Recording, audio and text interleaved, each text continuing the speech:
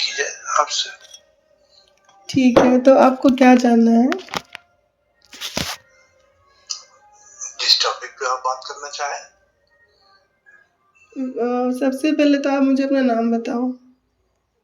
लईक अहमद। क्या?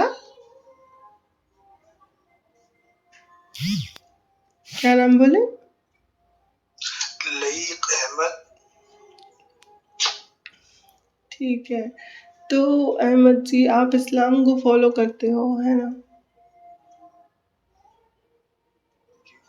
तो आप उसमें ऐसी कौन सी अच्छाई देखते हो जिसकी वजह से आप इस्लाम को फॉलो करते हो?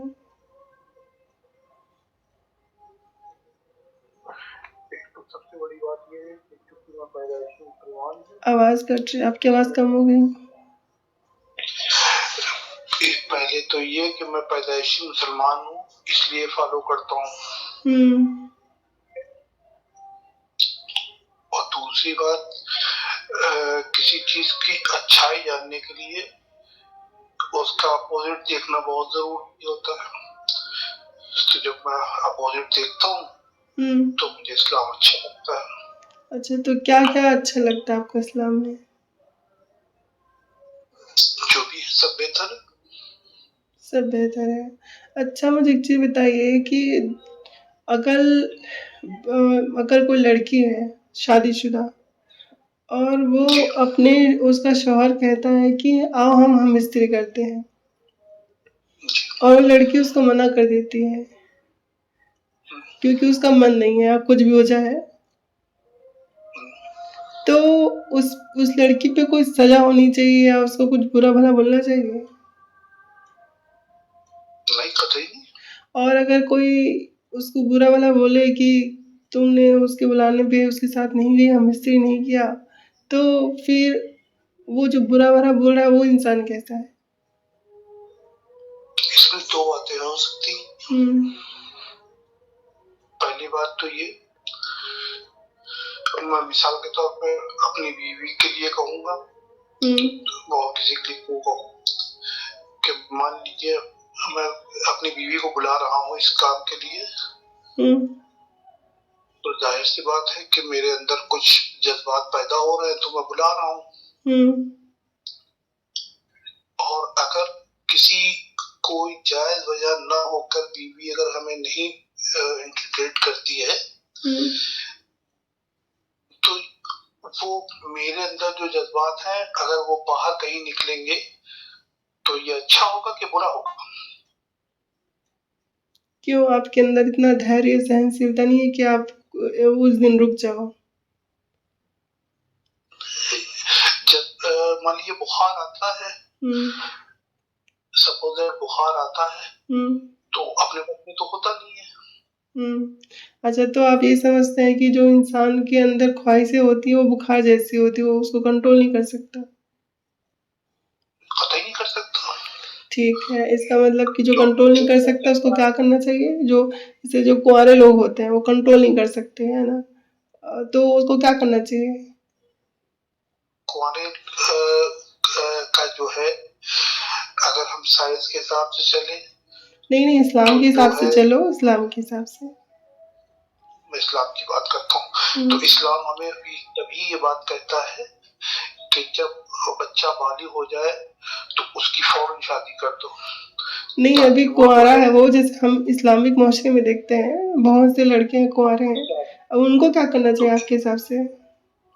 तो वही तो मैं आपको समझा रहा हूँ कि इस्लाम जो है जैसे ही बालिग हो, ठीक है, मैं वो नहीं बोल रही, जैसे मान लो कुंवारा बच्चा है, ठीक है अब उसका मन कर रहा है उसी दिन, वो क्या करे उसी दिन? शादी करे। उसी दिन शादी कर सकता है तुरंत? बिल्कुल, क्यों नहीं कर सकता? अच्छा, फिर लड़की को देखना, चुनना, चूज करना, ये सब क्या है फिर? अब जो बोल रहे हो क्या वो प्रैक्टिकली संभव है? आज तक हुआ है ऐसा? नहीं, देखिए दो बातें आप अलग अलग करती हैं। आप प्रैक्टिकली संभव की बात करती हैं। बिल्कुल, क्योंकि हम जिस समाज में है ना उसको हमें देखना है। देखिए प्रैक्टिकली संभव बहुत सी चीजें प्रैक्टिकली संभव नहीं होती। आप ये कहना चाहते हो मिसाल कि आपका इस्लाम जो कह रहा है वो प्रैक्टिकली संभव नहीं है। मिसाल के तौर पर बताइए। मिसाल के तौर पे आपने कहा कि अगर मेरा मन कर रहा है और आपकी बीवी ने मना कर दिया तो आप इधर उधर मुंह मारोगे उसी वक्त। बिल्कुल लेकिन कुंवारा लड़का है, उसकी शादी नहीं हुई है, उसका मन कर रहा है तो वो क्या करे। हाँ बिल्कुल। आप यहाँ और पे आप क्या बोल रहे हो, उसको तुरंत शादी करनी चाहिए। वो तुरंत रातों रात कैसे शादी कर सकता है, दौड़ेगा और जाएगा शादी कर लेगा। मेरी बात सुन लीजिए, ठीक है। जी अब आप यहाँ पे दो अलग अलग बातें कर रही हैं। शादीशुदा आदमी के पास में ये चीज अवेलेबिलिटी है, और गैर शादीशुदा के पास ये अवेलेबिलिटी नहीं है। गैर शादीशुदा क्या करे, उसका मन करे तो उसको मन करे अपने धैर्य रखे, उस धैर्य उसके लिए बना है ना, धैर्य उसके लिए बना है। ठीक, तो वैसे ही बोल रही हूँ, अगर वो धैर्य कर सकता है तो जो शादीशुदा है वो क्यों मुंह मारने जाए, वो धैर्य नहीं रख सकता एक रात के लिए। शादी आप कर क्यों रही हैं, आप हमें ये बताएं भाई। अच्छा ठीक, आप ये चाहते हो कि रुको रुको, जो शादी हुई है तो औरत, सुनो शादी मैं दो चीजें एक साथ संभव नहीं हो सकती है। तो आप वहां पे ये नहीं कह के शेल्टर बना सकती हैं कि हमें धूप लग रही, लो हम मकान बना लें। और अगर मकान में है तो ये कह के आप नहीं वो बाहर जा सकती कि भाई ये मकान बना हुआ है, मैं तो धूप खाने बाहर जाऊंगी। तो अलग अलग चीजें हैं। हर चीज के लिए अलग नियम होते हैं और अलग उसके वो होते हैं। शादीशुदा के लिए नियम अलग होते हैं, कुंवारे के लिए नियम अलग होते हैं। अच्छा, मतलब आप सुनो, आप ये कहना चाहते हो कि अगर बीवी का मन ना हो तो शौहर को धैर्य नहीं रखना चाहिए, सेक्स टॉय की तरफ उसको यूज करना चाहिए। मैं कतई ये नहीं कह रहा हूँ।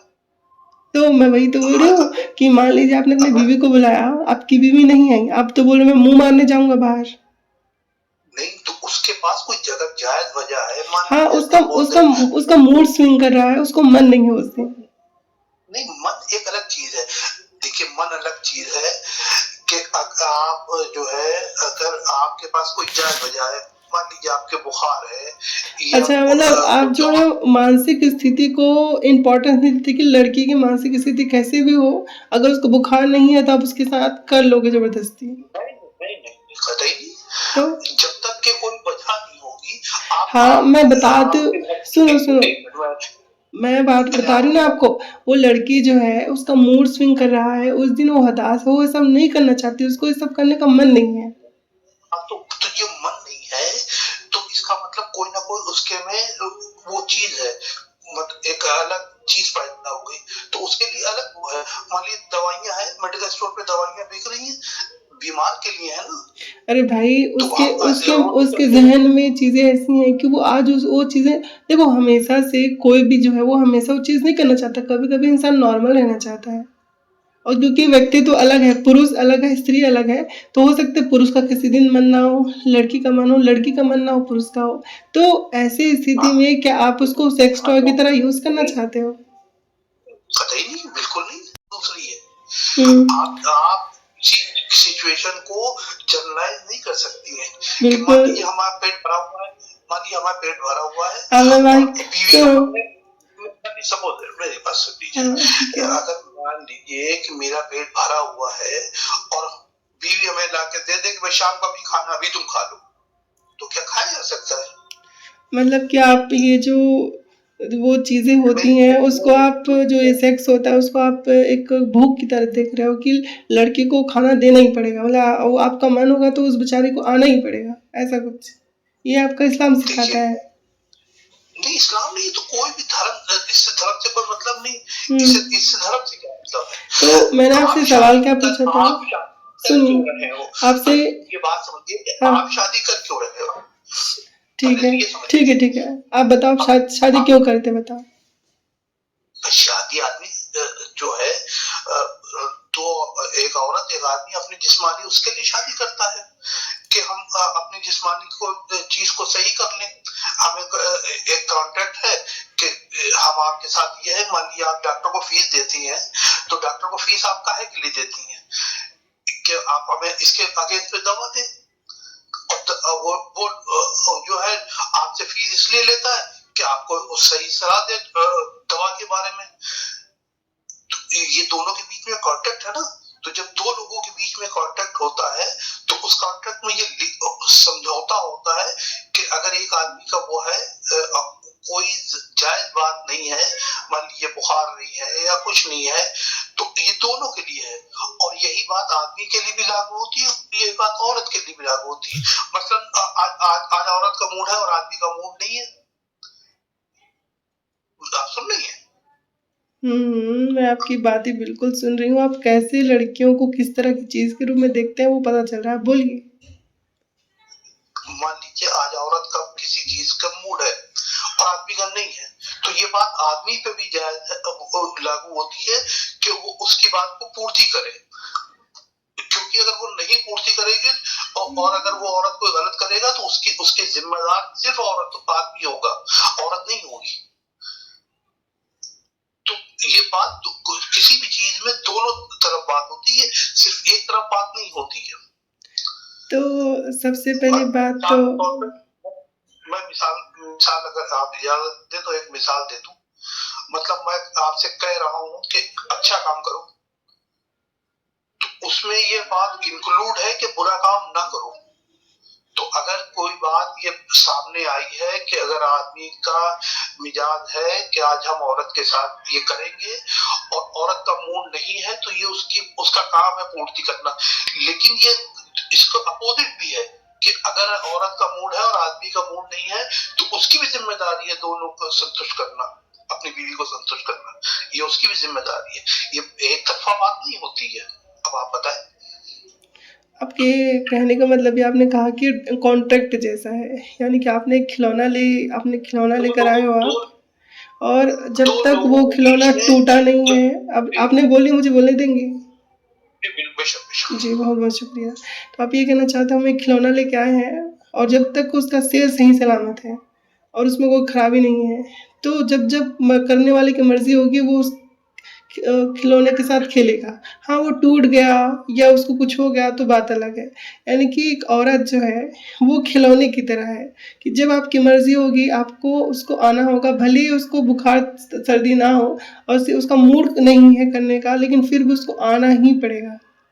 अब इसको आप बोल रहे हो कि बहुत सही है, ये तो प्रकट रूप से वैवाहिक बलात्कार है जिसका आप समर्थन कर रहे हो। और मेरे ख्याल से एक महिला के लिए अगर आप जवाब देने की इजाजत दे नहीं तो मैं बोल तो लूं भाई।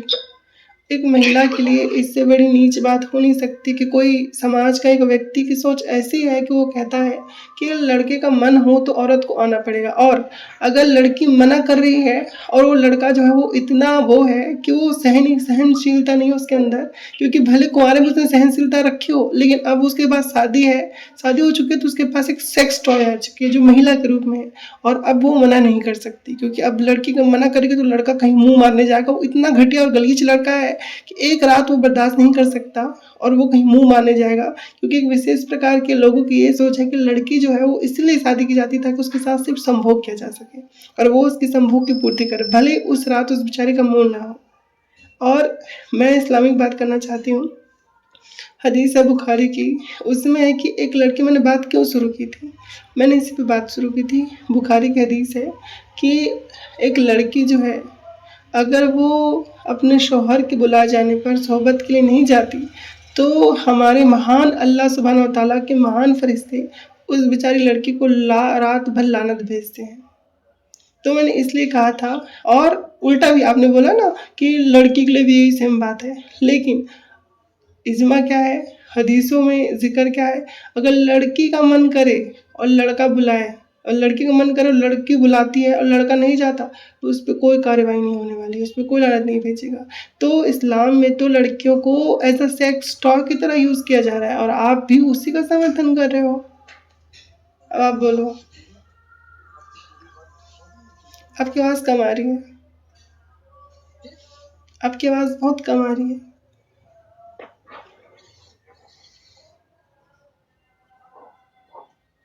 हेलो, आप ईयरफोन निकाल दीजिए, आपके ईयरफोन सही नहीं है शायद, मुझे बहुत कम आ रही है आपकी ईयरफोन, शायद आपका ईयरफोन या जो भी आप यूज़ कर रहे हो ख़राब है। नहीं, मैं एयरफोन यूज ही नहीं कर रहा हूँ, मैं स्पीकर पे बात कर रहा हूँ। जी जी जी, तो मैंने आपको यही बताया। एक तो आपने मिसाल जो दी वो खिलौने की मिसाल दी, समझे? ये मिसाल ही आपकी गलत है। कोई भी आदमी हो या औरत हो, वो खिलौना नहीं हो सकता है। एक निर्जीव का जीव से कोई कंपैरिजन ही नहीं है, समझे? निर्जीव में जज्बात नहीं होते, जान नहीं होती, और जानदार में ये दोनों चीजें होती हैं। और मैंने अभी आपको एक मिसाल दी कि अगर हम आपसे कह रहे हैं कि सच बोलो, तो इसका मतलब ये हम साथ में ये भी कह रहे हैं कि झूठ ना बोलो। जहां भी ये बुखारी की हदीस ये बयान कर रही है, वो दोनों बातें बयान कर रही है कि अगर आदमी बुलाए और औरत ना आए तो फरिश्ते लानत भेजते हैं। लेकिन यही बात तब भी लागू होगी कि जब औरत बुलाए और आदमी ना आए, तो उसके आदमी के साथ भी यही होगा। सबूत दीजिए, कोई उसमें जी सबूत दीजिए। तो वो तो सबसे बड़ा यही है कि जो है, अगर आप, हम कहते रहे कि अगर आप आप देखो, आप कोई रसूल नहीं हो, आप कोई रसूल नहीं हो, आप कोई खलीफा नहीं गुजरे हो, आप ना अल्लाह हो, ना आपने कोई वही उतारी है, तो आप अपनी बात जब बोलते हो, कोई दावा करते हो, तो आपको हदीसों से या कुरान के आयत से रेफरेंस देना होता है। जैसे मैंने आपको दो बुखारी की हदीस देती हूँ। एक सही बुखारी की हदीस 5193 है और एक सही बुखारी की हदीस 3237 है। और रुकिए, सुनिए ना, मैं मतलब मैं आपको मैं सुन चुका हूँ, सुनिए, समझे? अरे हजरत सुनिए, मैं आपको उलमाओं का इज्मा दे दूंगी।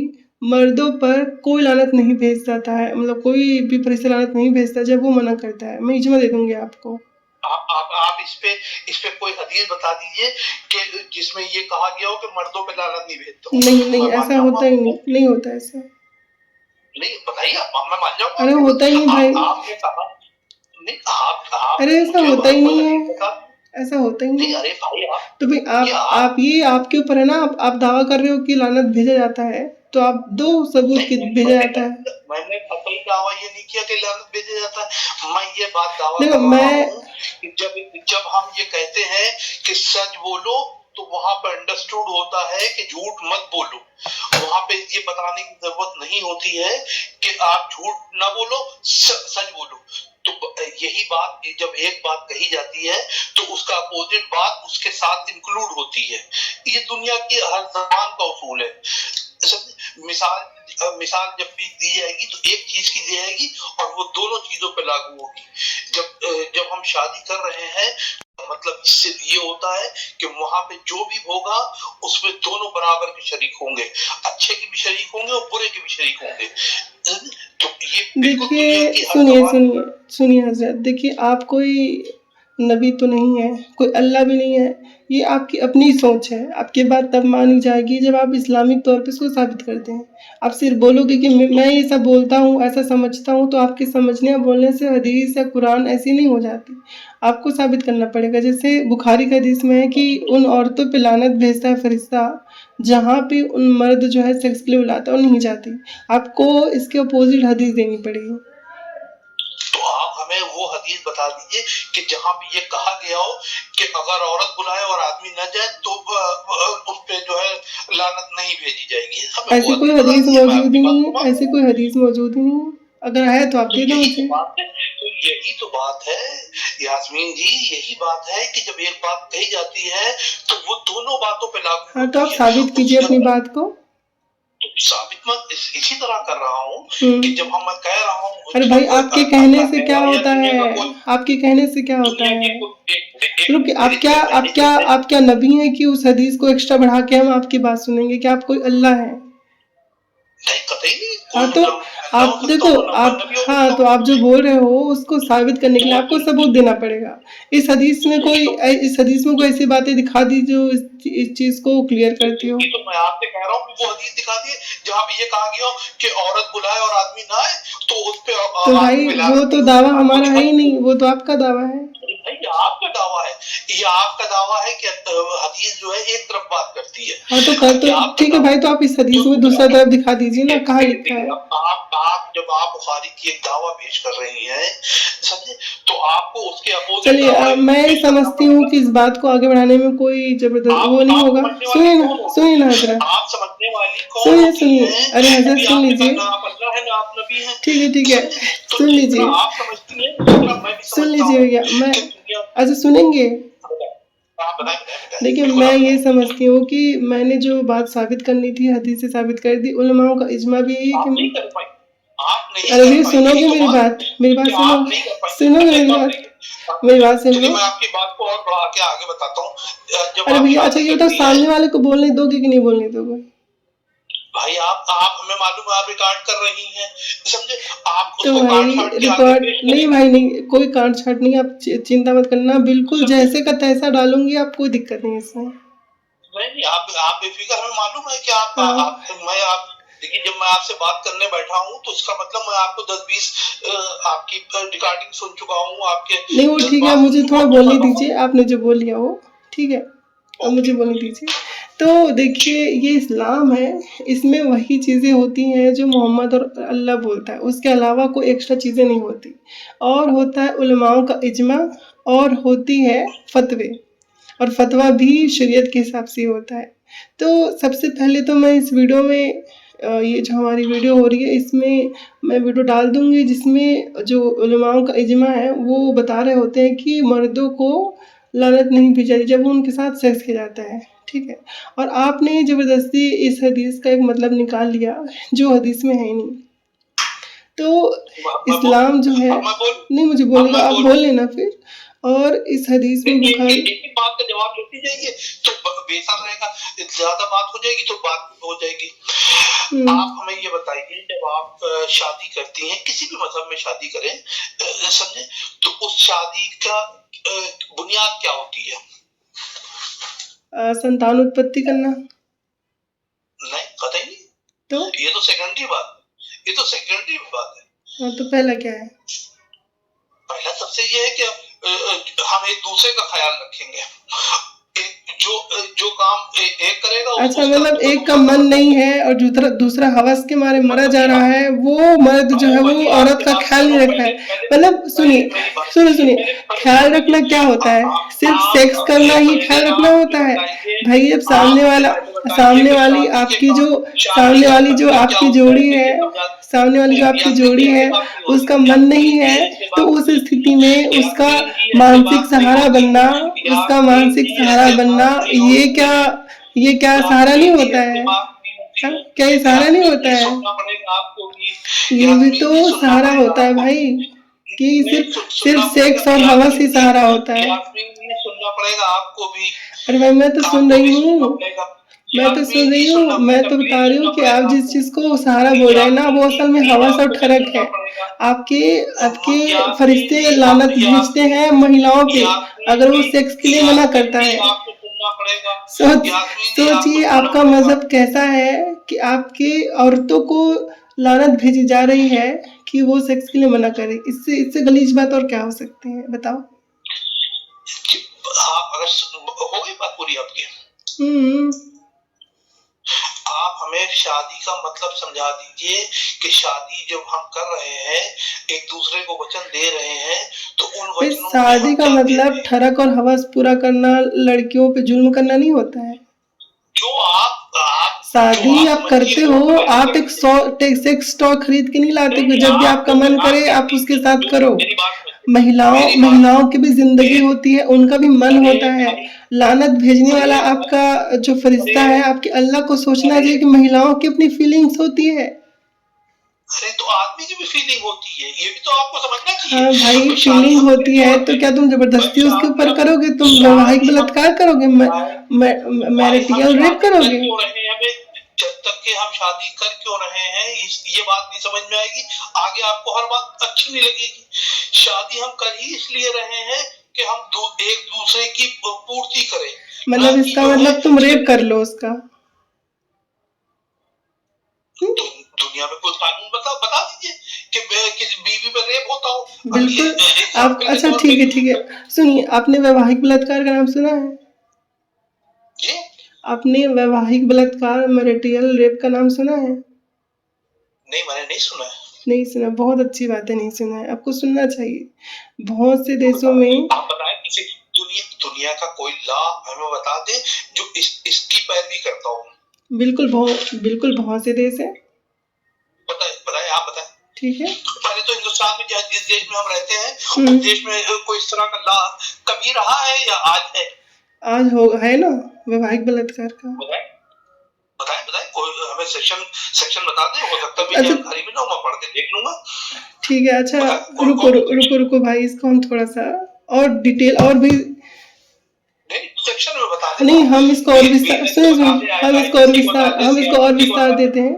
सबसे पहले मुझे आप बताइए, बलात्कार किसे कहते हैं? बलात्कार किसको कहते हैं जी? किसकी भाषा में बताएं? आईपीसी की भाषा में बताएं, बीएनएस की भाषा में बताएं, किसकी भाषा में बताएं? आप सारे परिभाषा बताओ, अपने मजहब का भी बताओ। मजहब से हमें इससे क्या मतलब? बलात्कार, आपके मजहब में बलात्कार का जिक्र नहीं है? बिल्कुल है, तो उसकी सबसे बड़ी सजा बलात्कार की है। तो बताइए, बलात्कार की परिभाषा बताइए।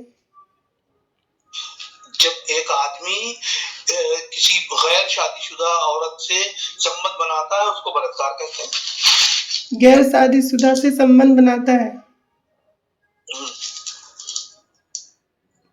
मतलब कि अगर मतलब कि ये बलात्कार होता है। बिल्कुल, बलात्कार का ये परिभाषा है। आप हिंदुस्तान के कानून का उठा के देख लीजिए। मतलब कि वो लोग, मान लीजिए किसी ने शादी कर लिया, ठीक है, और लड़की का मन नहीं है और लड़का उसके साथ जबरदस्ती कर रहा है उसके साथ। हाँ, वो बलात्कार में छोड़ जाएगा। आप बताइए, हम हिंदुस्तान की पैरवी करने वाले लोग हैं, आप हमें बताइए हिंदुस्तान में इस तरह कानून हो, मैं आपकी बात को मान लूंगा और आइंदा से इस बात की पैरवी करूंगा कि इस बात के साथ खड़ा होना चाहिए। आप बताइए हिंदुस्तान। अच्छा, ठीक है। मान लीजिए कि आपकी बेटी का मन नहीं है सेक्स करने का। नहीं भाई, अब पता चलेगा। नहीं देखो, मैं बताती हूँ ना भाई, और आपका जो दामाद है वो आपकी बेटी का, उसका मन नहीं, फिर उसके साथ वो सेक्स कर रहा है, बलात्कार है कि नहीं है? नहीं, कतई नहीं। मतलब आपकी बेटी को सहना पड़ेगा जो आपका दामाद कर रहा है। इसमें सहने वाली कौन सी बात है? अच्छा, मतलब उसको तकलीफ दुख नहीं होगा? अगर आपकी बात हम निचोड़ पे बात करें, एक आदमी जो है औरत घर चला रही है और आदमी बाहर कमा रहा है। आज आदमी का मूड कमाने का नहीं है और घर में खाने को नहीं है, तो किसकी जिम्मेदारी है उसका खाना ला के देना? खाना ला के देना मतलब बलात्कार, तो खाने से क्या मतलब है? पहले मेरी बात का जवाब दीजिए, कंपैरिजन बात कर लीजिएगा प्लीज, मेरी बात का जवाब दीजिए। क्या आपके सवाल क्या है? मेरा सवाल ये है, घर में खाने को नहीं है और आदमी की जिम्मेदारी है कि बाहर से कमा के उसको ला के घर में देना, और बीवी की जिम्मेदारी है पका के देना। ये एक एग्रीमेंट है। समझे? ये अपोजिट भी हो सकता है कि औरत अगर कमा रही है तो आदमी की जिम्मेदारी है उसको पका के दे, ये अपोजिट भी हो सकता है। ठीक है, तो अब घर में खाने को नहीं है और आदमी का आज मूड नहीं है कि भाई हमें आज कमाने का मेरा मूड नहीं है, तो उसको भूखी रहना चाहिए? औरत को कमा के नहीं लाने दे रही है तो भूखी रहना चाहिए? मतलब आप ये समझ नहीं है, ये समझ मैं आपकी बात ही नहीं समझ पा रही हूँ। ये मतलब आप जो है वो ये बलात्कार होता है उसको भूख बोल रहे हो कि बलात्कार एक भूख है? पहले मेरी बात मैडम मेरी बात जी सुन लीजिए। हाँ। मुझे नहीं पता कि आप शादीशुदा हैं कि नहीं है, मुझे नहीं पता, समझे? एक आदमी और एक औरत है जो एक कॉन्ट्रैक्ट में बंधे हुए हैं कि वो आदमी कमाएगा और औरत घर चलाएगी। आज आदमी का मूड नहीं है और घर में एक दाना नहीं है खाने को, तो और आदमी कह रहा है कि आज मेरा मूड कमाने का नहीं है, तो औरत को भूखी रहना चाहिए कि उस आदमी पे लानत करना चाहिए कि जाओ तुम कमा के क्यों नहीं ला रहे, तुम्हारी वजह तुम भी भूखे हो हम भी भूखे हैं। इसमें क्या ठीक है, मैं बताती हूँ। जब घर में खाने को नहीं होता तो लड़की लड़का दोनों भूखे रहते हैं और वो बेचारे अगले दिन कमाने की कोशिश करते हैं। तो मतलब उस दिन भूखे रहना चाहिए? जी, उस दिन भूखे रहते हैं। जब खाने को दाने नहीं तो क्या करेंगे? नहीं, बिल्कुल बिल्कुल ठीक है आपकी बात। अब हम्म, यही बात अगर 10 दिन के लिए हो तब क्या होगा? ऐसा तो कोई फैमिली नहीं होता। ये फिर भी आप हम्म, इमेजिन कर रही है ना, हाँ नहीं आप तो आप इमेजिन भी तो कर इमेजिन कर रहे यही हो। यही बात अगर औरत का 10 दिन मूड नहीं हो और आदमी कहे तो क्या ये मुमकिन है? देखो भैया, अगर 10 दिन भी औरत मना कर रही है किसी कारण से, हाँ। ठीक है, तो आप उसका बलात्कार नहीं करने की छूट नहीं मिलती नहीं आपको? नहीं, यहाँ यहाँ नहीं, यहाँ पे किसी कारण एक अलग चीज हो गई। हाँ किसी कारण पे जो है इस्लाम बिल्कुल अलग खड़ा हो जाता है कि अगर आपके पास कोई कारण है, यहाँ तक कि मैं मिसाल दूं कुरान की, कि कुरान कहता है कि अगर तुम भूखे हो तो तुम सूअर भी खा लो। तो भाई तो इसका मतलब क्या, जब तुम्हारे कारण साथ सेक्स करने का जहाँ पे मन नहीं है तो कारण तुम आ किसी के जाता है, साथ भी मेरी कर लो, बात ऐसा समझ लीजिए, ऐसा करना चाहते हो? जहाँ पे यास्मीन जी जहाँ हाँ पे कारण आ जाता है हम्म, वहाँ पे इस्तिस्ना पे बिल्कुल इस्लाम हर चीज की इजाजत देता है। नहीं आप ये तो कहना कारण के बिना नहीं, बात जब भी हाँ कीजिए तो कारण के बिना बात कीजिए, ठीक है, बगैर कारण के बात नहीं कीजिए। देखिए ठीक मैं है, आपकी बात ठीक है, ठीक है, कर चलो रहा हूँ, सुनो ईमानदारी से भैया, कर रहा हूँ। सुनो, आपने बोला कि भाई 10 दिन तक लड़की ने मना कर दिया, ठीक है, तो उस लड़के को क्या करना चाहिए आप बताओ? किसको? उस लड़के को जो उसका पति है, हाँ, क्या तो करना चाहिए? उसको मना करने का हक ही नहीं ना। क्या? उसको इस बात को समझना चाहिए कि मान लीजिए कि मेरा लड़की को मना करने का हक नहीं है। आपने ये कहा लड़की को मना करने का हक नहीं है? दोनों को मना करने का हक नहीं है कि अगर लड़की के जज्बात हैं और उसमें आदमी मना कर रहा है तो उसको भी मना करने का हक नहीं है। एक तरफा बात नहीं होती कोई भी। अच्छा, लड़की लड़का का रेप कर सकता है? मतलब लड़की लड़का का रेप कर सकता है? लड़की लड़की जो हो लड़का का रेप कर सकता है? तो बिजनेस में ये भी कोई धारा नहीं बनती है। नहीं कर सकता ना? मतलब आप कह रहे हैं कि लड़की को मना करने का हक नहीं है इस्लाम में? दोनों को मना करने का हक नहीं है। मैं ये कतई नहीं कह रहा हूँ चलिए दोनों को मना करने का हक नहीं। साबित कीजिए। साबित कीजिए क्योंकि दोनों कॉन्ट्रैक्ट में बंधे हुए भाई। हाँ तो साबित कीजिए, हदीस दीजिए, कोई हदीस दीजिए। अरे हदीस कोई देने की जरूरत ही नहीं। जब आप दोनों एक दूसरे का सुख दुख का ख्याल रखेंगे अरे हजरत भाई सब देखिए, आपने तो बोल दिया, ये तो आपका दावा है, आपको सबूत देना पड़ेगा ना हदीस से। सबूत तो यही सबूत है कि जब हम निकाह कर रहे हैं। अरे भाई तो हदीस तो, अरे भाई तो हदीस तो दो, जैसे मैंने आपको हदीस दिया कि औरत पे लानत पड़ती है जब वो मना करती है, आप तो हदीस दो। निकाह आप शादी को क्या समझ रहे हैं? शादी क्या मतलब? अच्छा मैं ये समझती हूँ कि आपके पास हदीस नहीं है इसको साबित करने की, आपके अपना बनाए हुए थॉट्स हैं ये आपके बनाए हुए थॉट है यास्मीन जी। अरे भाई मैंने तो दावा ही नहीं किया, तो आप दावा कर रहे हो। चलिए कम से कम आपकी सोच तो पता चल गई कि एक लड़की मना नहीं कर सकती एक लड़की मना नहीं कर सकती, और लानत भी लड़की पे ही पड़नी है मना करने के बाद भी, यानी मना नहीं कर सकती और करती तो लानत पड़ती है। ये यानी आप जब यानी लगाती हैं तो इसमें और एक जो वैवाहिक बलात्कार होता है, आप उसका भी समर्थन करते हो कि एक पुरुष को हक है कि वो अपनी बीवी का बलात्कार कर सकता है, नहीं कर सकता? तो बलात्कार किसे कहते हैं? बलात्कार उसको कहते हैं कि जो दो अनजान आदमी एक दूसरे के लिए एक दूसरे को बगैर उसकी मर्जी के वो करे, उसको वो कर बलात्कार कहते हैं। मर्जी के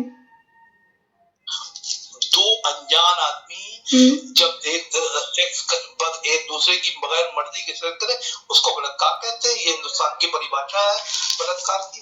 ठीक है, अच्छा ठीक है, दोनों जान पहचान के और एक बंदा उसकी मर्जी के बगैर उसके साथ ये सब करता है तो बलात्कार नहीं है वो? बलात्कार।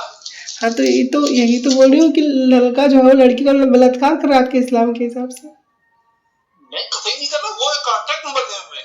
वही तो भाई वहां पे कॉन्ट्रैक्ट में बंधे हुए। क्या बोले भैया? आप म्यूट क्यों? आप भैया बहुत आप जो शब्द इस्तेमाल कर रही हैं भैया बहुत अच्छा इस्तेमाल कर रही हैं। इस बात से मेरी बड़ी बहन का नाम भी यास्मीन है। आप बहुत अच्छी बात कर रही हैं, कोई दिक्कत नहीं। देखिए जब आप एक कॉन्ट्रैक्ट में बंधे हैं और एक जो आप मिसाल बयान कर रही हैं वो अलग अलग चीजें हैं। ठीक है, मतलब अगर कॉन्टेक्ट में कहा बंध गए हैं इसलिए लड़की को मना करने का हक नहीं है, इतना ही कहना चाहते हैं आप? दोनों को मना करने का हक नहीं है कि अगर लड़की का मन है तो उसको भी मना करने का, आदमी को भी मना करने का हक नहीं है। सबूत दीजिए। किस बात का सबूत दे भाई? आपने जो जब कहा निकाह में हम ये निकाह का मतलब ही ये होता है म्यूचुअल अंडरस्टैंडिंग। मतलब समझे? ठीक है, मतलब मैं समझ गई, आप जो है वो सिर्फ बोलना जानता है, आपके पास कुछ सबूत नहीं है। ये आप कह रही है ना भैया, आप कह रही है। अब एक बात कहिए, अभी हम दो आदमी बात कर रहे हैं और आप सिर्फ बोलती रहे और हम ना इधर से बोले तो इसको क्या बोलचाल कहेंगे? नहीं कहेंगे, इसको सिर्फ एक तरफा बोलना कहेंगे। तो शब्द जब तक कि आपको नहीं समझ में आएंगे, आपको दुनिया की तो अगर कोई हमारी रिकॉर्डिंग सुनेगा तो उसको पता चल जाएगा कि कौन बोल रहा है कौन नहीं बोल रहा है। अगर एक तरफा बोलूंगी तो सिर्फ वो मेरी आवाज सुनेगा और आपकी आवाज नहीं सुनेगा, तो वो एक तरफा बोलना ही है। जैसे हमारे बात करने का एक सबूत होगा, रिकॉर्डिंग सुनेंगे तो लोग बोलेंगे, वैसे ही आप जो बोल रहे हो उसका भी कोई सबूत होना चाहिए।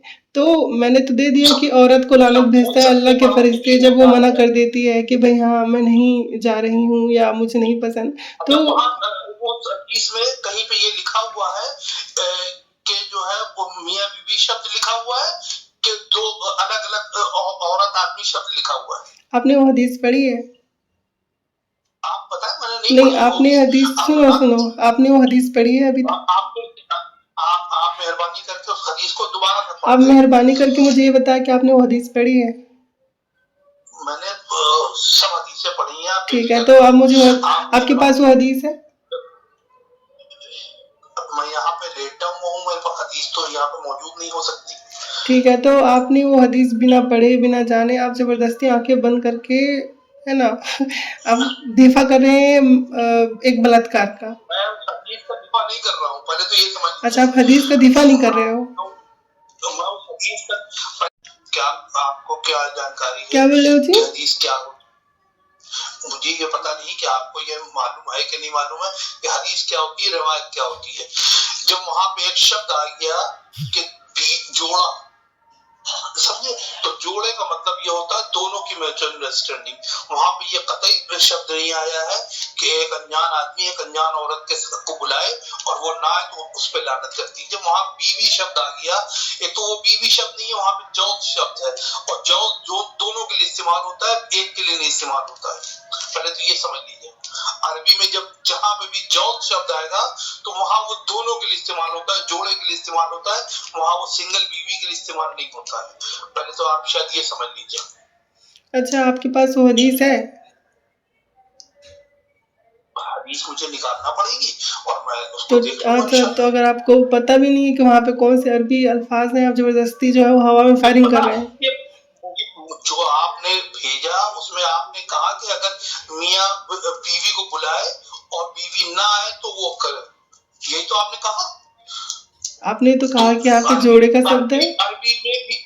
देखो यार, मैं एक बात समझ गई हूँ कि आपने ना हदीस पढ़ी है और ना ही आप उसके बारे में जानते हैं। आप अपने हिसाब से कहानी बना रहे हो और उस कहानी में देखो, मैंने तो नहीं कहा था जोड़ा, मैंने जोड़ा नहीं कहा था, है ना। अब मैंने ये भी नहीं कहा था कि बीबी, आपने कहा था, आपने क्या कहा था, वो क्या बोल रहे थे, वो जौजा ऐसा कुछ बोल रहे थे। तो भैया ऐसे इंसान, सुनो, आप ऐसे इंसान हो जिसने हदीस अभी तक देखी नहीं है, उसमें कौन से अल्फाज है ये भी नहीं जानते। मेरे सामने हदीस रखी हुई है, मेरे सामने हदीस रखी हुई है। नहीं, मेहरबानी की बात नहीं है, रुको भैया, मेहरबानी की बात नहीं है। आपने जो बोला है आप अपने हदीस से साबित कर रहे हो। नहीं कहीं नहीं भाई, तुम क्या कहानी बनाते रहोगे? नहीं, अरे भैया आप कहानी बनाते रहोगे। बड़ी मेहरबानी होगी। नहीं, पहले आप ये बताओ, आपने जो बोला उसका सबूत है आपके पास? हाँ? प्लीज वो हदीस नहीं, अरे भाई तुम बताओ, मैं बता रही हूँ, सुनो। आप कैसे हो पता है, अपनी कहानी घड़ते हो और फिर उसको फिट करने की कोशिश करते हो। आपने वो हदीस भी नहीं दिया जिसमें आप बोल रहे हो कि भैया शौहर को भी आदत पड़ती है। यास्मीन जी प्लीज वो हदीस पढ़ दे, ना अगर आपके आपके सामने वो पास रखी हो। ना आपके पास सबूत है, ना आपके पास हदीस है, ना ही आप आप किसी चीज को एक्सप्लेन कर पा रहे हो, बस अपनी कहानी सुना रहे हो और उल्टा से बलात्कार को समर्थन कर रहे हो। लड़की का हक नहीं है, वो मना नहीं कर सकते, आप ये भी बोलो। सोचो हमारी रिकॉर्डिंग अगर आपकी बहन सुनेगी, आपकी अम्मी सुनेगी, क्या सोचेगी? मेरी बीवी सुन रही है, बेफिक्र रहिए। क्या बोले भैया? मेरी बीवी सुन रही है, मेरे साथ है, मेरी बीवी सुन रही है। अच्छा, तो उसको अच्छा लग रहा है कि एक लड़की जो है वो मना नहीं कर सकती, जबरदस्ती उसके साथ किया जा सकता है। वहां लड़की शब्द ही नहीं है, पहले तो ये समझ लीजिए। अच्छा, बीवी लड़की नहीं होती है, लड़का होता है। बीवी वहां बीवी शब्द भी नहीं अच्छा है, आप बेफिक्र रहिए। अच्छा, बीवी शब्द नहीं है। वहां बीवी शब्द ही नहीं है। अच्छा ठीक है, दिखाइए मुझे। आप दिखाएं, हाँ? आप दिखाएं। अच्छा, वहाँ पे वहां कौन अगर बीवी शब्द होगा मैं हाँ, आपकी बात बिल्कुल एब्सोल्यूट मान लूंगा। वहाँ पे कौन सा शब्द है आपके हिसाब से? आप बताएं प्लीज, वहां पे आप बताएं कि अरबी का वो शब्द बताएं कौन सा कि शब्द? जहां पे वहां बीवी लिखा हो। कौन सा शब्द है, आप मुझे बताएं। आप बताएं प्लीज, आप बताएं। अरे भैया आपने मेरे अरे भाई सुनो, आपने कहा कि वहाँ पे बीवी शब्द नहीं है, आपने बोला ना। तो आप प्लीज वो आपने शब्द कहा बताएं कि नहीं, वहां अरे भाई आपने कहा वहाँ बीवी शब्द नहीं है, आप मुझे बताओ वहाँ पे कौन सा शब्द है? वहां पे जौज शब्द है, जौज। जौज कहते हैं जोड़े को, तो जोड़ा दोनों तरफ से दलालत करता है। मर्द के लिए भी दलालत करता है, औरत के लिए भी दलालत करता है। वहां एक के लिए दलालत नहीं करता है। जब आप कहते हैं कि जो है हस्बैंड मतलब ये दोनों जो है शादीशुदा है, तो वहां वो दोनों पे लागू होती है बात, एक पे लागू नहीं होती। पहले तो ये समझ लीजिए। अरबी अगर नहीं पढ़ना आता तो पहले अरबी पढ़ना सीखिए, उसके बाद बड़ी मेहरबानी होगी, आपको हदीसें समझ में आने लगेंगी। कुरान तो बहुत दूर की बात है। ठीक है, आप कौन से हदीस देख रहे हैं? हदीस नंबर बताइए मुझे, चेक करते हैं कि वहाँ पे कौन सा वर्ड है। जो आप हदीस बयान कर रही हैं उसमें जौज शब्द इस्तेमाल हुआ है, न कुरान में पूरे बीवी शब्द इस्तेमाल हुआ है, न किसी हदीस में बीवी शब्द इस्तेमाल हुआ है। जब भी शब्द इस्तेमाल हुआ है वो हमेशा से जौज शब्द इस्तेमाल हुआ है और वो जोड़े के लिए इस्तेमाल होता है। आप कौन सा हदीस बोल रहे हो? हदीस नंबर बताइए अपना। जो आप हदीस बता रही हैं उसी हदीस में मैं ये आपको क्लेम कर रहा हूँ। ठीक है, अरबी पढ़ेंगे आप? अरबी पढ़िए जी, बिल्कुल पढ़िए। पढ़िए, अरबी पढ़िए जी पढ़िए। अरे भाई पढ़िए ना। क्या पढ़ूं मैं? अरबी। मेरे सामने हदीस नहीं मौजूद है। तो ये दावा आप कहाँ से कर रहे हो? आपकी बात से दावा कर रहा हूँ। जो आप बयान कर रही हैं, जहाँ पे आप बीवी शब्द लेके आ रही हैं, वहाँ वो बीवी शब्द ही नहीं लिखा हुआ, वहाँ वो जोड़ा लिखा हुआ है। क्या लिखा हुआ है? जोड़ा सब लिखा हुआ है। आप देखिए वहाँ पे, आप देखिए, आप तो आपका दावा है कि आपके सामने हदीस है, आप बताइए। नहीं आती है उसको, अरबी की न समझ है न किसी लैंग्वेज की समझ है। वो वहां पे जो शब्द लिख दिया गया ट्रांसलेशन में, वो वहां पे आप उसको ट्रांसलेशन से उठा ले रहे हो, तो आपका सीधा सीधा फंडा है, और आपका नहीं, एक बहुत बड़े तबके का ये फंडा है। चलिए, मैंने आपको हदीस भेज दिया, आप मुझे यहाँ पे जो आप वर्ड बोल रहे हो वो दिखाइए कहाँ पे है। प्लीज मुझे भेज दीजिएगा। भेज दिया मैंने, चलिए बताइए। ठीक है, मैं देख लेता हूँ। जी चलिए बताइए, अगर यहाँ पे अरबी शब्द में जो बीवी के लिए वर्ड यूज हुआ है, जो आप बोल रहे जोड़ा यूज हुआ है, अगर नहीं हुआ तो बताइए आप क्या हो? फिर अपने लिए कुछ बताइए। आप झूठे हो, मक्कार हो। आप झूठे हो, मक्कार हो। अरे भाई साहब, आप भैया आपके सामने हदीस आपने भेज दी मुझे। हाँ, भेज दिया। अब आप पढ़ के प्लीज एक आप हदीस पढ़ के बताइए। अरे भाई आप पढ़ो ना। अरे भाई मैं क्यों पढ़ूं? दावा तो आप करना, हवा निकल रही है, हवा निकल रही है, हवा निकल रही है आपकी। भाई पढ़ो पढ़ो पढ़ो। अरे भाई आप वहाँ पे बीवी के जो है आप, अरे भैया मैंने हदीस दे दी, आप पढ़ो ना भैया, हदीस में क्या लिखा, पढ़ो, अरबी पढ़ो आप। तो आपके सामने आप पढ़िए ना। लो, अब हवा निकल गई। दावा भी करना है कि वहाँ पे जोजा वर्ड है, हवा भी निकल गई। यास्मीन जी, आप मेरी हवा की भाई चिंता न देखो, कीजिए। ये जो है ना आप मेरी ये हवा की नाटक चिंता ये न नाटक कीजिए। मत करो भाई। अगर तुम अपनी बात साबित कर देखिए सकते हो, पढ़ सकते हो देखिए अरबी, देखिए अरबी यास्मीन पढ़ जी, सकते हो, यास्मीन अरबी पढ़ सकते हो, यास्मीन जी, अरबी आती है? बिल्कुल हम पढ़ सकते चलो हैं, पढ़ो, बेफिक्र रहिए। पढ़ो। आप पढ़ सकती हैं, वो तो आप बताइए, अरे भैया आपने कैसे वहां हमारा तो दावा ही नहीं है, आप पढ़ो।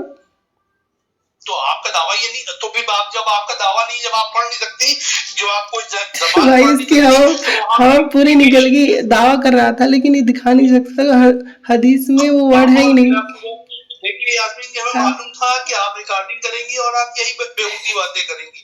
आपके चलो पास चलो, जो नहीं कोई भाई, नहीं है। आपने जो दावा किया है बड़ी बड़ी हवा में फेंक रहे थे, चलो दिखाओ। दावा आपका है, जोजा शब्द को दावा आप यहाँ पे देखिए, जोड़ा दावा शब्द आपका है बोल के ये बता रहे थे कि मर्द औरत दोनों के लिए है। चलो अब साबित करो। यास्मीन जी, दावा आपका है कि भाई वहां पर मैंने बीवी कहाँ लिखा दावा हुआ है। किया? आप हमें अरे दावा भाई, आपका अच्छा है ये ना आपने कि उसमें ये लिखा हुआ है अरे भाई, कि जो है अरे भाई पढ़ो, बीवी बीवी पढ़ो को पढ़ो पढ़ो, आप हमें बीवी, कहाँ लिखा आप है हमें बताइए, अरे आप भाई हमें बताइए ये लो भाई, बीवी इसकी शब्द तो कहाँ हवा लिखा निकल हुआ गई। है। हवा इतनी निकल गई और उल्टा घूमने लगा। पर अब अरे मुझे भाई, अभी हवा तक दावा कर रहा था। यहाँ पे बीवी के लिए कौन सा वर्ड है बताइए सर? आप बताएं, आप बताएं, प्लीज आप बताएं क्या? यास्मीन जी। हाँ, आप बीवी बीवी के लिए कौन सा शब्द है वो आप हमें बताएं। अरे भाई आपका दावा है ना? आपका दावा है, मेरा दावा नहीं है, हदीस का आपका दावा है, हदीस आपने भेजी है, आप वहां से बीवी शब्द कहां से लेके आ रही है, प्लीज हमें वो बताएं। अरे भैया आपने ही तो बोला था यहाँ पे जोड़ा शब्द है, दिखाइए ना कहाँ पे। तो वही तो आपका दावा है ना कि वहां बीवी शब्द है, वो कहाँ है वो हमें बताएं। लो भाई तुम्हारी तो पूरी हवा निकल गई। मेरी हवा आप बेफिक्र रहिए यास्मीन जी, आप मेरी हवा कतई आप नहीं निकाल सकती। भाई वो तो निकल गई। देख, तो पहला तो आप एक ऐसे इंसान ना जिसको हदीस का पता ना अरबी आती ना कुछ नहीं आता, और कुछ नहीं आती फिर भी दावे बहुत करने हैं। ठीक है, यहाँ पे भाई मेरे, थोड़ा सा तुम अगर थोड़ा सा दिमाग वाले होते, और तुम असल में मोहम्मद को फॉलो करने वाले लोग ऐसे ही होते हैं, ये मुझे पता है। यहाँ पे बीवी के लिए जो वर्ड है वो इमरअतहु है। ठीक है, अब ये जहालत भैया तुमने जो लिखा हुआ इज़द रसूल इमरतहु कि जब बुलाया जाए उनके मर्दों द्वारा उनकी पत्नियों को, है ना? तो यहाँ पे वहां पे जो मर्द है पति है उसके पत्नी के लिए। अब तुम कहाँ की बात करो जोड़े की? तो भाई कम से कम मोहम्मद जैसा अनपढ़ मत बनो। मोहम्मद, रुक जाओ, मोहम्मद जैसे अनपढ़ मत बनो भाई। एक मिनट, जो आपने रजुलू आपने मर्दों के लिए कहा, और अब मरतु जो है वो औरतों के लिए कह दिया, ठीक? तो अब यहाँ पे जोड़ा कहाँ है भाई? जोड़ा दिखा, जोड़ा। तो ये आदमी औरत जोड़ा हुआ नहीं हुआ, वो किसी गाय को बुला रहा है। अरे भाई ये तो एकदम पलटू आदमी है मोहम्मद की तरह। किसको बुला रहा है? पलटू आदमी है, किसको बुला रहा है? अपनी बीवी को, बीवी पत्नी बीवी, तो अपना पति बुला रहा है ना? हाँ पति। यहाँ पे जोड़ा शब्द कहाँ है? जोड़ा शब्द कहाँ है? भाई अब्बा आपकी अम्मी को बुला रहे हैं ना? थूक के चाट लिया, थूक के चाट लिया भाई। आपकी अम्मी को बुला रहे हैं, आपको तो बुला रहे हैं। इसकी हवा निकल गई पूरी। अब जोड़ा शब्द इसके मुंह में नहीं आएगा अब। अरे भाई आप बताइए, जो जोड़ा शब्द कहाँ है? ओ भाई ओ भाई ओ भाई ओ हेलो, जोड़ा शब्द कहाँ है? ये रजुलु और इमरत तो जोड़ा ही तो हुआ, और क्या हुआ? तुम तो बोले जोजा है।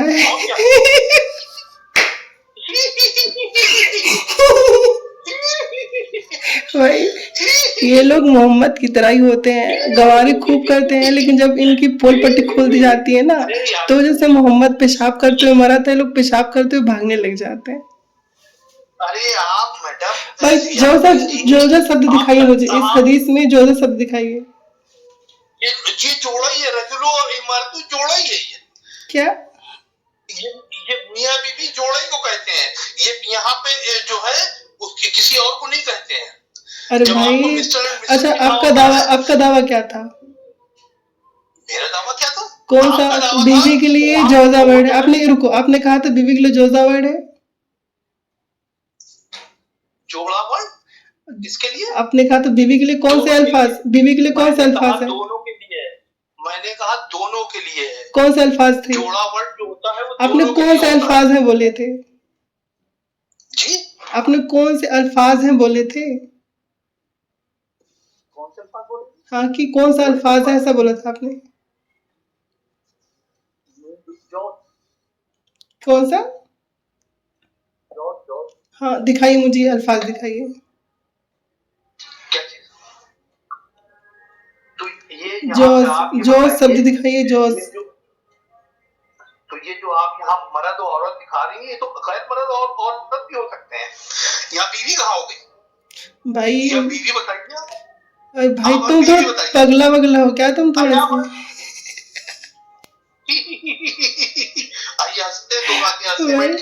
भाई ये पागल वागल आदमी भैया, ये तो इसको तो कुछ पता ही नहीं है। भाई आपको पता है, आप हमें बताइए। इमरता हूँ मतलब क्या होता है जी? इमरता हूँ मतलब क्या होता है अरबी में? औरत होता है। औरत होता है? औरत होता है। औरत मतलब इमरता हूँ? अरे भाई ये तो गंवार आदमी चलो ठीक है, दिखाओ, चलो साबित करो, डिक्शनरी दिखाओ। आप दिखाइए, लुगत दिखाइए। लुगत में क्या है? बीवी है। बीवी है। हाँ बिल्कुल है, बिल्कुल है। लुगत में देखिए एक बात समझ लीजिए, आपको अरबी का आपको ना आता ना, इनको बड़ा आता है भाई। आपको यहाँ अरबी का ना आता है ना बा आता है। बात समझिए, अमरता जो है वो औरत को कहते हैं, लेकिन जब यहाँ पे हू लग रहा है तो वहां पे उसकी ये हू उसकी दलालत करता है। हू जो है रजुलू की दलालत करता है।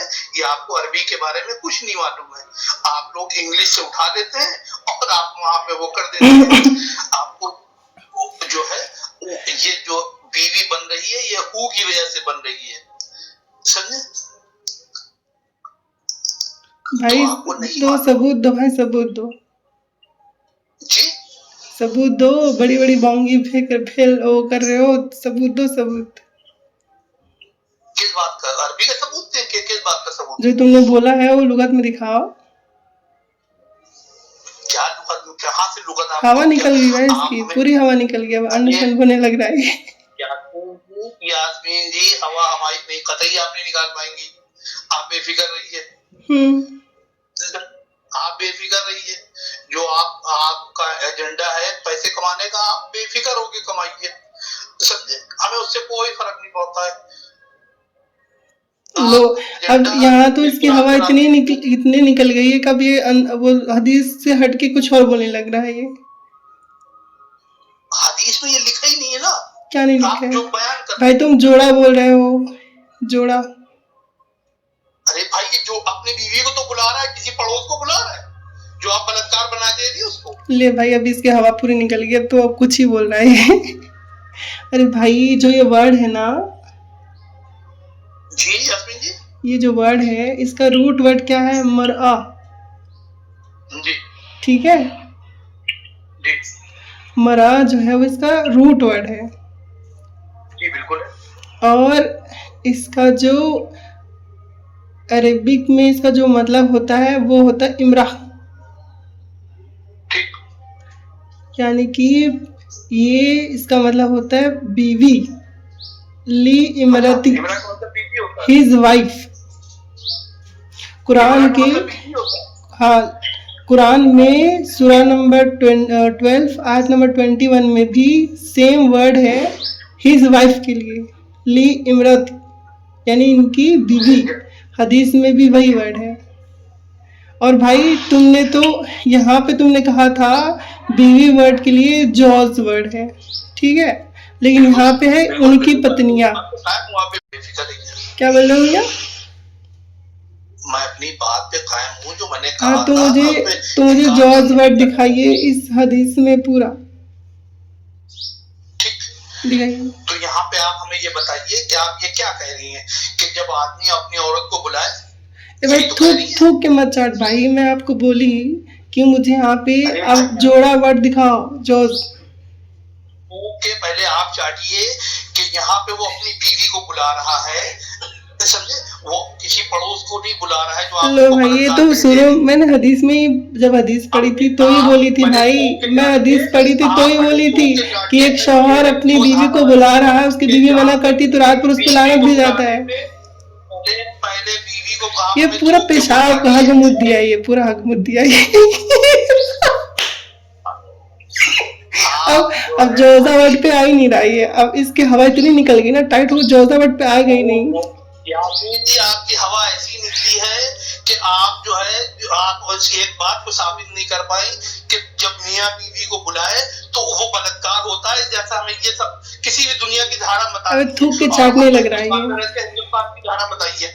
अब थूक के छाटने लग रहा है। चलो चलिए ठीक है हजरत, चलिए ठीक है हजरत, आपकी हमारी रिकॉर्डिंग 55 मिनट की हो गई और मुझे लगता है कि ये काफी होगा लोगों को जागरूक करने के लिए, तो आपका बहुत बहुत शुक्रिया। जागरूक करने के लिए काफी होगा, आप बेफिक्र रहिए, बिल्कुल आप बेफिक्र रहिए, जागरूक करने के लिए बहुत बेहतरीन काफी होगा। जी जी, चलिए ठीक है, बहुत बहुत शुक्रिया आपका। आपका भी बहुत बहुत शुक्रिया जी।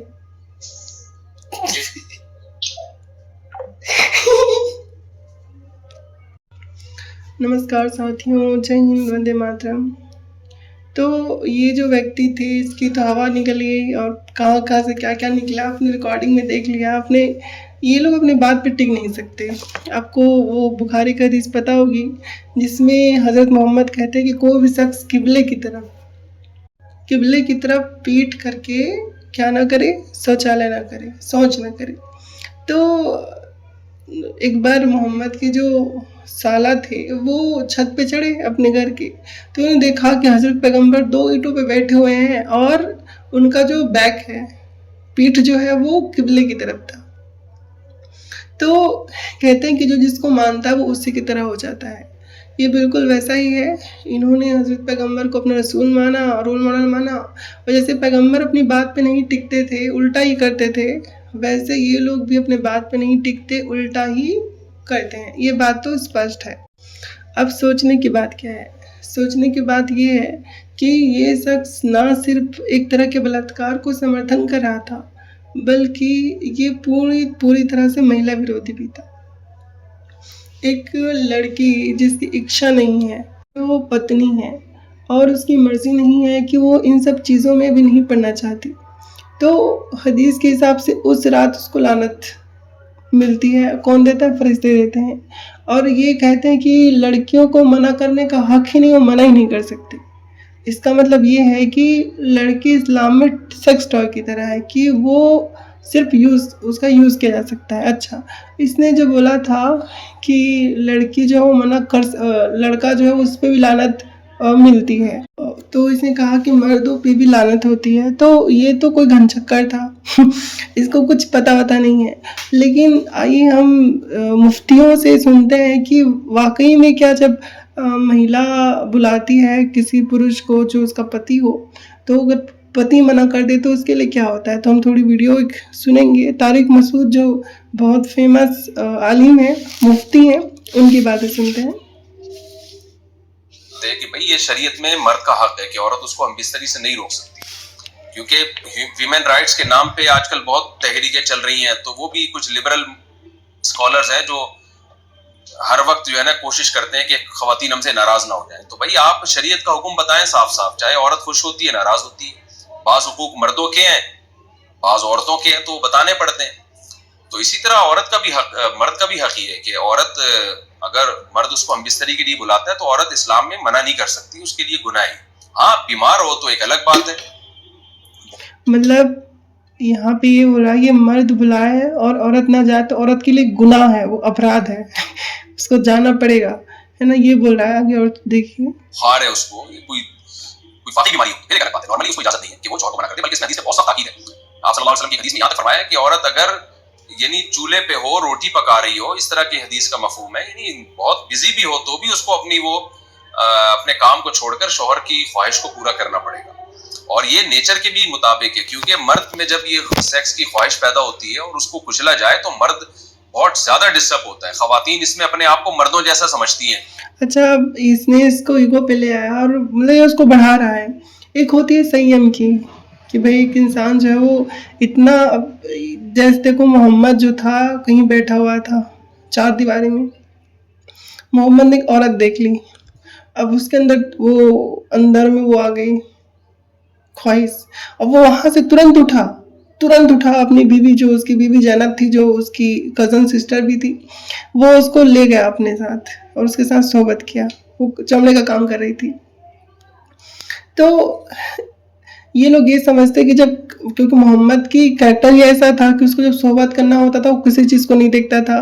जब सफिया के पूरे कुल खानदान का कत्ल कर दिया मोहम्मद ने, जितने भी पुरुष थे, तो 2 दिन के बाद, जिस दिन कत्ल किया था, तफसीर के जो तफसीरें हैं, सीरत है, उनके हिसाब से, जैसे इब्ने हिसाम, तबरी, ये सब, उन्होंने लिखा कि उसी रात, जिस दिन कत्ल किया उसी रात ही सब किया मोहम्मद ने।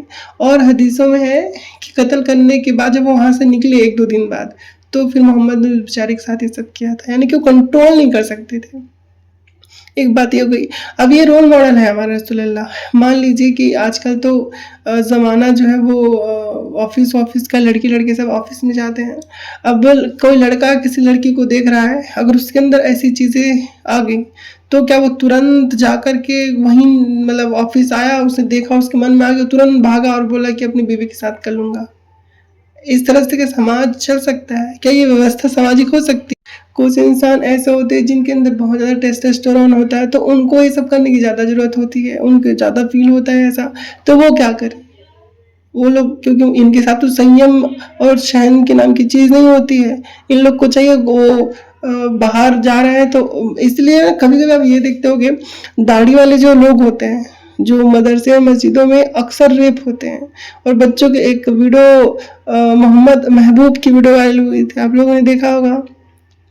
वो बंदा जो है वो एक कुतिया को ले गया और दबोच लिया उसको, कुछ खिलाया उसको, फिर वो कुतिया को पकड़ के वो ले गया, और एक खंडहर जैसा घर बन रहा था, लेकिन वो पूरा बना नहीं था, सिर्फ दीवारें उठी थी, वो भी आधी उठी थी।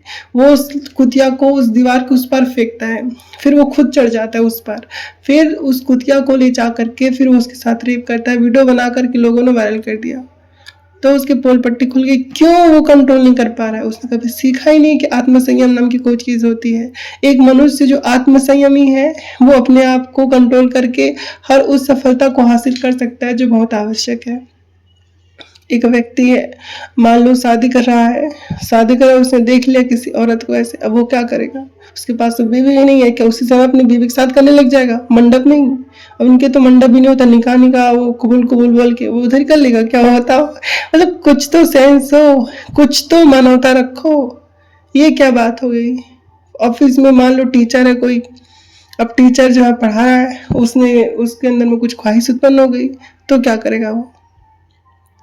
मोहम्मद का चरित्र बिल्कुल भी व्यवहारिक नहीं है, बिल्कुल भी व्यवहारिक नहीं है। उसको, मोहम्मद के चरित्र को कोई चल ही नहीं सकता, उसके चरित्र पे व्यवहारिक ही नहीं है उसका चरित्र। अब हमारे प्रधानमंत्री महोदय हैं, मान लीजिए मोमीन हो हमारा प्रधानमंत्री महोदय, अब वो किसी सभा में है, अब उनका मन कर गया, अब क्या करेगा प्रधानमंत्री?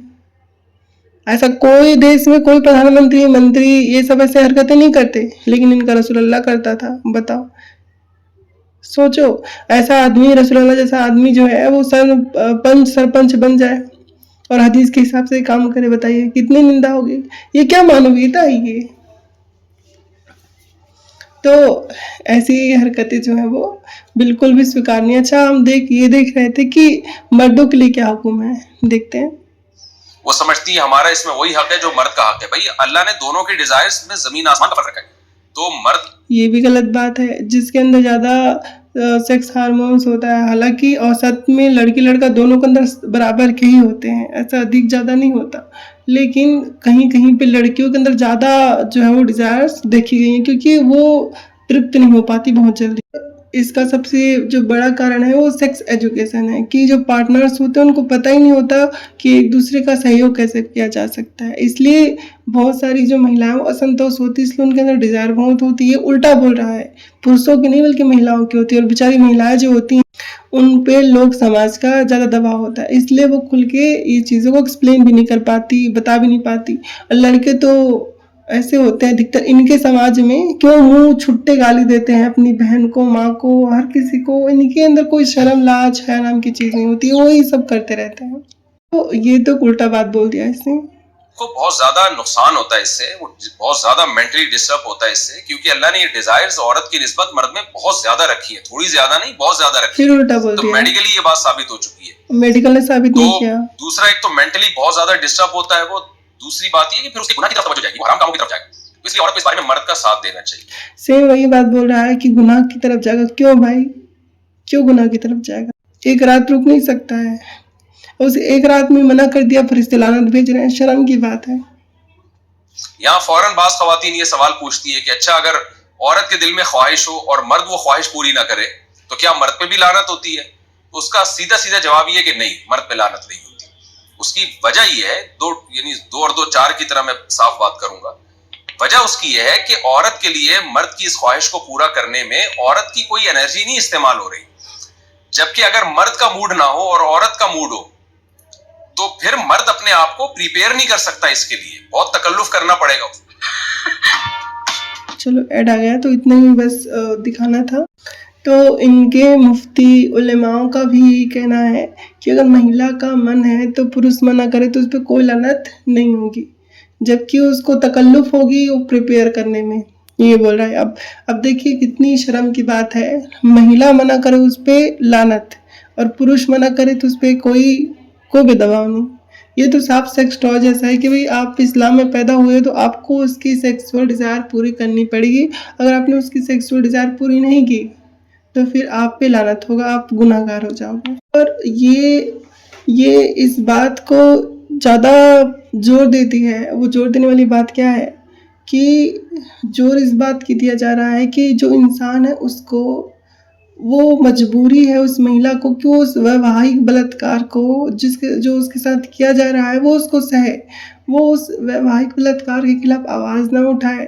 उसके पति उसके साथ, अभी एक केस आया था जिसमें एक महिला ने अपने शौहर को जहर दे के मार डाला।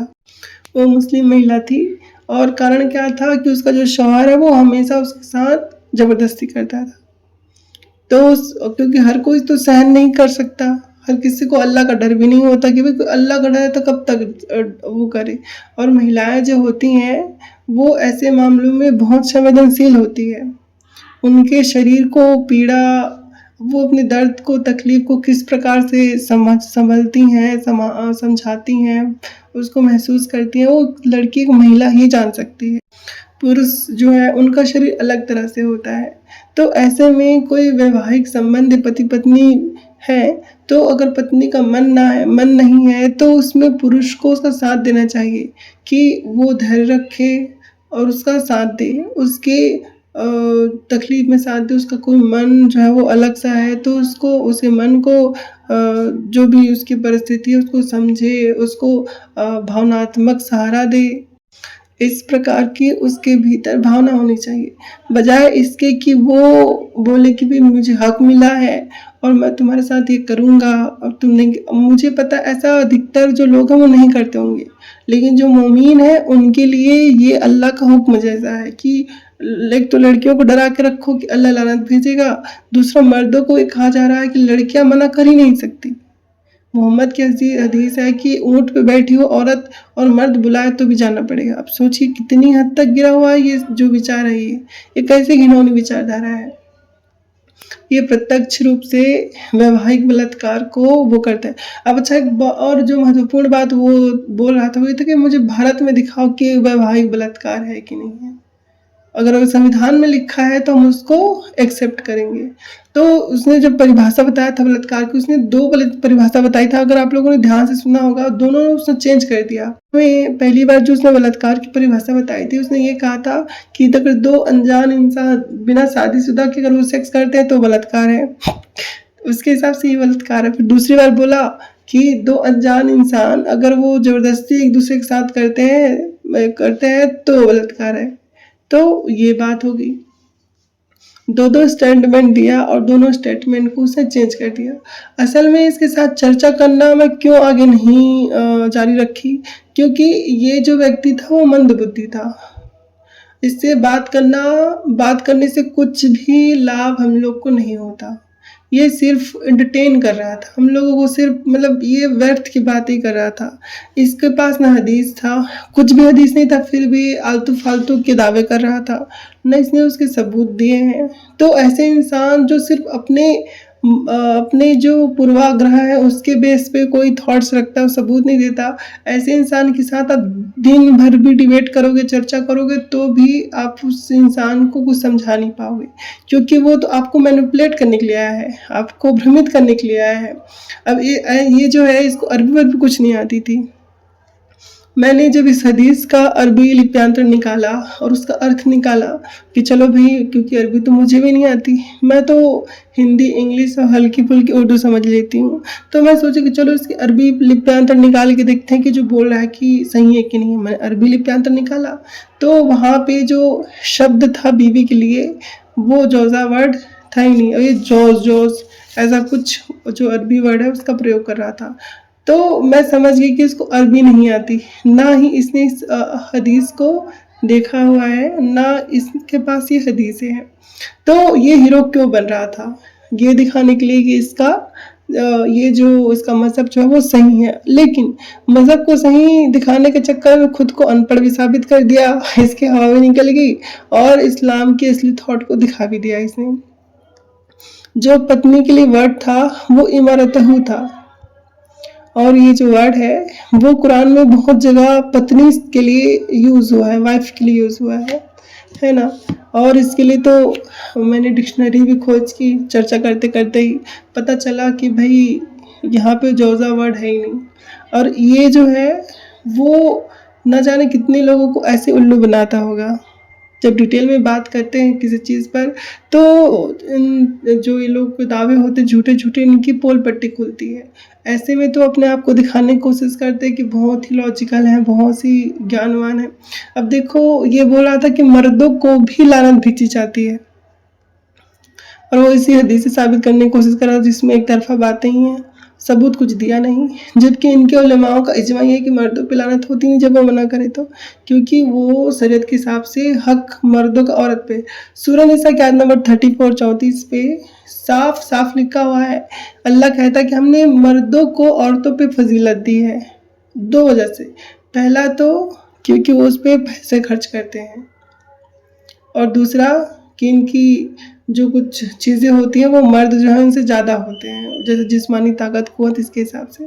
तो इस्लाम में तो महिलाएं जो वो पुरुषों के नीचे ही रहती हैं, हमेशा दबी हुई, कुचली हुई सी, वो आगे नहीं जा सकती। पति उसको मार सकता है, पति उसको 3 तलाक दे सकता है, पति उसको ज़बरदस्ती सोहबत कर सकता है, पति जब चाहे उसको पीट सकता है। ये हक जो है वो इस्लाम ने महिलाओं को दिया है।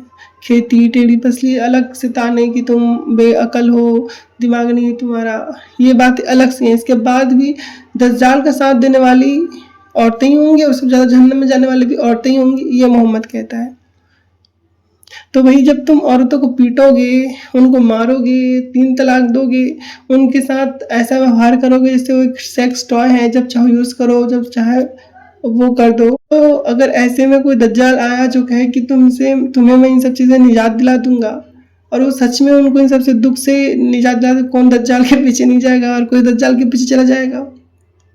और एक बात तो ये है कि उस अल्लाह की जन्नत से बेहतरीन होगा दज्जाल का बनाया जन्नत, जिसमें औरतें अपने ही शौहर को अपनी बीवियों के साथ, मतलब अपनी शौतनों के साथ सेक्स करते हुए देखेगा। उससे तो बेहतरीन होगी उस दज्जाल का जो जन्नत है वो। तो महिलाओं के लिए जो इस्लाम है वो वास्तविकता में स्वीकार योग्य नहीं है। पति पत्नी के बीच समझदारी होनी चाहिए, एक दूसरे के प्रति सम्मान होना चाहिए, एक दूसरे की इच्छा का भी सम्मान होना चाहिए, और पति पत्नी के बीच में किसी को भी हस्तक्षेप नहीं करना चाहिए। अगर वो दोनों एक साथ रह सकते हैं तो अच्छा। एक और सवाल कि 10 दिन तक पत्नी जो है वो नहीं कर रही है तो क्या करना चाहिए? सबसे पहले तो प्रैक्टिकली संभव नहीं है, लेकिन अगर कहीं ऐसा होता है तो अगर 10 दिन तक वो इस तरह का व्यवहार नहीं करे तो कोई विशेष कारण ही होगा, और कोई विशेष कारण नहीं है इसका मतलब ये है कि लड़की का मन कहीं और लगा हुआ है। उससे पूछ करके कि भाई अगर तुम मुझसे नहीं कर रहे हो तो इसका क्या कारण हो सकता है। वो बोले कि मुझे तुम पसंद नहीं हो या और कुछ, तो तुम उसके साथ विवाह विच्छेद कर लो, त्याग दो उसको, तलाक ले लो। वो भी अपने जिसको भी पसंद करती है उसके साथ रह जाए, बजाय इसके कि वो 10 दिन से मना कर रही है तो चलो अब तुम्हारा बलात्कार करूँ मैं, तुम मना कैसे कर सकती हो। एक घटना आई थी जिसमें एक मुस्लिम बाप था, उसने अपनी बेटी का रेप कर दिया, और वो भी इसलिए क्योंकि बेटी ने मॉडर्न रहन सहन स्वीकार कर लिया था, कपड़े जो है वो मॉडर्न पहनती थी, तो उसने सबक सिखाने के लिए अपनी बेटी का रेप किया। ये जो है वो आप गूगल में खोजोगे तो आपको ये न्यूज़ मिल जाएगी। तो इनके अंदर सिर्फ हवस होती, बेटे को सबक सिखाने के लिए जो है मुस्लिम पिता ने बलात्कार कर दिया, और एक जो माँ थी वो हज से आई थी, उसका बलात्कार बेटी ने कर दिया, ये भी मुस्लिम ही था। अभी हाल ही में मदरसे में भी बलात्कार के केस आए हैं, और मदरसे मस्जिद में तो रेप बलात्कार के केसेस आते ही रहते हैं, इस पे कोई कड़ी कार्रवाई भी नहीं होती, और ये लोग मस्जिद और मदरसे में सीसीटीवी कैमरा भी नहीं लगाने देते, पता नहीं क्यों। तो ये सब बहुत ही गलत है, अमानवीय है, इसको बिल्कुल भी समाज में स्वीकार नहीं किया जाना चाहिए। महिलाओं को उनकी इच्छा के साथ और सम्मान के साथ जीवन यापन करने की आज़ादी मिलनी चाहिए। उसका पति हो चाहे वो पत्नी हो, दोनों को अपने भीतर जो भी इच्छाएं हैं उसको पूर्ति करने के लिए एक दूसरे को पूर्ण रूप से सहमत करना चाहिए, क्योंकि असहमति से किया हुआ कोई भी कार्य वो सफल नहीं होता और वो अपराध की श्रेणी में आता है। जैसे कि बलात्कार का मतलब ही होता है बलात्, यानी कि मजबूरी से या बल से किसी के साथ कोई भी घटना को अंजाम देना, वो बलात्कार ही होता है।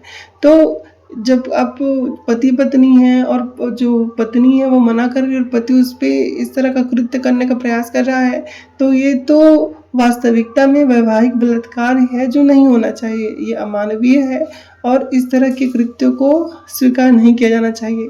और मैंने सर्च किया, भारत में वैवाहिक बलात्कार के लिए कोई सज़ा नहीं है, तो हमारे देश में भी जल्द से जल्द वैवाहिक बलात्कार पे भी एक कानून बनना चाहिए, और कोई अगर वैवाहिक बलात्कार करता है उसको कठोर से कठोर सज़ा भी मिलनी चाहिए। एक महत्वपूर्ण बात जो बोल रहा था वो था कॉन्ट्रैक्ट का। ये बोल रहा था कि कॉन्ट्रैक्ट ऐसा है कि पति पत्नी की शादी एक कॉन्ट्रैक्ट की तरह है, लेकिन मैं कहती हूँ कि पति पत्नी का जो विवाह वो कॉन्ट्रैक्ट की तरह नहीं है, बल्कि एक दूसरे की भावना और सहानुभूति से बना एक बहुत ही कोमल प्रेम का धागा है, जिसमें लड़के और लड़का बंधे हुए हैं प्रेम की डोरी से, और परिवार की डोरी से, मर्यादाओं से, वंशों की डोरी से। क्योंकि पति पत्नी का विवाह का एकमात्र मुख्य कारण होना चाहिए वो है एक दूसरे की सहानुभूति, एक दूसरे से प्रेम और वंश की वृद्धि।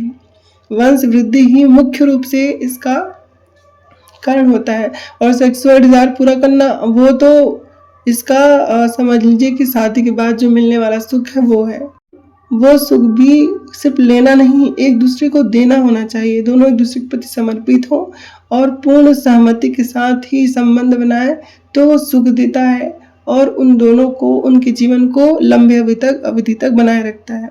अब कोई मर्द जबरदस्ती अपनी पत्नी के साथ ये सब करता है तो उसका वैवाहिक संबंध क्या बनेगा, उल्टा से बिगड़ जाएगा, है ना। तो इतना अक्ल होना चाहिए था हमारे खुदा ताला में और उनके रसूलुल्लाह में जो ऐसी हदीसें बोल रहा है। तो ये सब अमानवीय है, अनह्यूमन है, इसको बिल्कुल भी सभ्य समाज में स्वीकार नहीं किया जा सकता।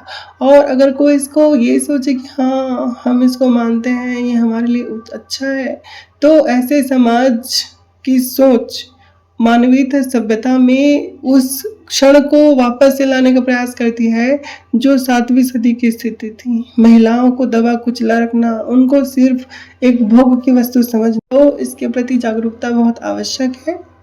और हम लोगों ने बहुत सारी जो बातें हैं वो सुनी समझी इसके बारे में, और मुझे लगता है कि जो भी पवित्र साफ दिल का होगा, क्योंकि ये बड़ा अजीब और घिनौनी वो है, एक जो बात मुझे याद आ रही है। अब देखोगे सबसे ज़्यादा जो मुसलमान हैं वो कमाने जाते हैं बाहर सऊदी में अपनी बीवियों को छोड़ के, तो वहाँ पे वो क्या करते होंगे जब उनको मन करता होगा? तो मोहम्मद को तो फॉलो नहीं कर सकते कि वहाँ से तुरंत बीवी के पास चले आए, क्योंकि वो तो सऊदी में रहते हैं। अच्छा, उनकी पत्नियों को डिज़ायर पूरी नहीं होती तो क्योंकि शौहर तो उधर, वो क्या करते होंगे? इस मोमिन के हिसाब से उसके शौहर को वहाँ मुँह काला करना चाहिए, इसके बीवी को यहाँ मुँह काला करना चाहिए। तो इस्लाम प्रैक्टिकली संभव ही नहीं है, हो ही नहीं सकता, क्योंकि संयम आवश्यक है जीवन में। बिना संयम के मनुष्य जो है वो श्रेष्ठता को प्राप्त नहीं हो पाता। कहते हैं अत्यंत सर्वत्र वर्जित, किसी चीज़ की भी अधिकता हमेशा वर्जित होती है, वो मनुष्य के उसके जीवन को, नैतिकता को प्रभावित करती है और नाश कर देती है। तो इस तरह से आप सभी से मैं एक अनुरोध करना चाहती हूँ, अगर आप पति पत्नी वाले हैं, अर्थात कि अगर आप किसी की भार्या हैं और किसी के पति हैं, तो आपकी जिम्मेदारी है कि आप अपनी पत्नी को सुख दें, पत्नी की भी जिम्मेदारी है कि वो पति को सुख दे। अब दोनों की जिम्मेदारी है कि एक दूसरे की सहमति और प्रेम के साथ एक दूसरे के साथ जीवन निर्वहन करें। और इस तरह की विचारधारा को समाप्त करने के लिए जो महिला विरोधी है, ज़रूर इस वीडियो को लाइक करें और शेयर करना ना भूलें। आप जितना शेयर करोगे, लोग समाज इस वीडियो को देखेगा, उतना ही उनके लिए जागरूकता बढ़ेगी। तो आप सबका इस वीडियो को देखने के लिए बहुत बहुत धन्यवाद। पुनः किसी अन्य वीडियो, किसी और विषय, किसी और चर्चा में आप सभी से भेंट होगी। तो अब मिलते हैं किसी और वीडियो में। आप सबका बहुत बहुत धन्यवाद यहाँ तक वीडियो को देखने के लिए, और अब शेयर लाइक तो कर ही दीजिएगा, है ना। तो ठीक है, आप सभी का बहुत बहुत धन्यवाद। नमस्कार, जय हिंद, जय भारत। आप सबका मंगल हो, आप सबका कल्याण हो। इन्हीं शुभेच्छाओं के साथ पुनः मिलते हैं।